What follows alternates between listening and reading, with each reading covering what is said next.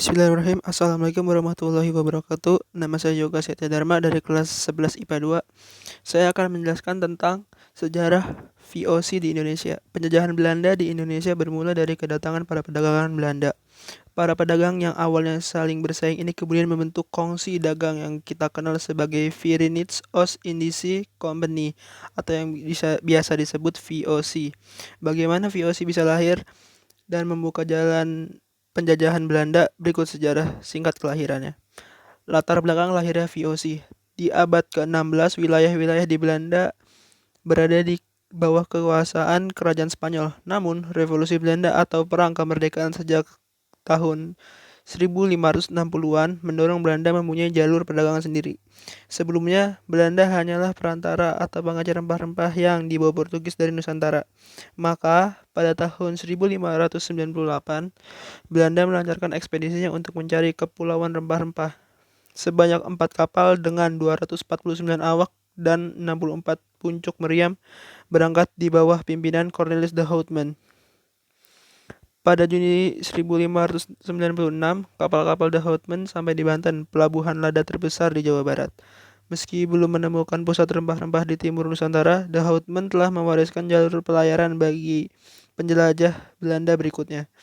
Maka pada tahun berikutnya, Belanda kembali menggelar ekspedisi besar-besaran ke Nusantara.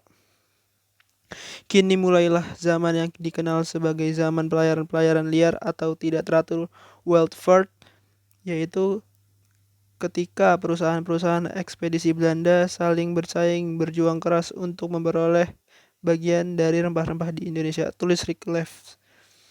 Pada 1598, banyak 22 kapal milik 5 perusahaan Belanda yang berlayar ke Nusantara. Armada pemimpinan Jacob van Eyck lah yang pertama tiba di Kepulauan Rempah-Rempah Maluku pada Maret 1599. Kapalnya kembali ke Belanda pada 1599 sampai 1600 dengan mengangkut banyak rempah-rempah. Keuntungan yang diperoleh mencapai 400%, angka yang sangat fantastis. Banyaknya keuntungan itu memikat Belanda, namun persaingan yang dilakukan para pengusaha Belanda ini tidak sehat. Harga naik dan terlalu banyak pengiriman ke Eropa. Keuntungan yang dihasilkan pun terlalu kecil. Pembentukan VOC pada 1598, Parlemen Belanda Staten-Generaal mengusulkan perusahaan yang saling bersaing itu digabung menjadi sebuah kongsi dagang.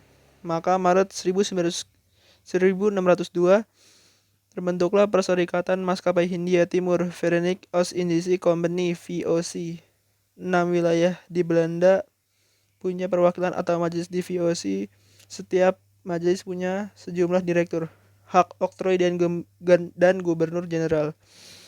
Parlemen Belanda memberikan VOC memiliki hak istimewa atau hak oktroy. Hak oktroy yang dimaksud memberi kewenangan bagi VOC untuk melakukan monopoli perdagangan rempah-rempah di wilayah antara Tanjung Harapan sampai Selat Magellan termasuk Nusantara. Di antaranya, merekrut pegawai atas dasar sumpah setia, membentuk angkatan perang, melakukan perang, membangun benteng, mengadakan perjanjian di seluruh Asia, mencetak dan mengeluarkan mata uang. Di awal VOC di Hirin 17 menangani semua urusan VOC dari Amsterdam. Tapi mereka segera sadar bahwa hal ini sulit dilaksanakan. Jarak tempuh Amsterdam ke Nusantara bisa memakan waktu 2 hingga 3 tahun. Di awal kedatangannya, VOC sibuk memerangi Portugis yang datang lebih dulu. Begitu juga perlawanan dari penduduk lokal.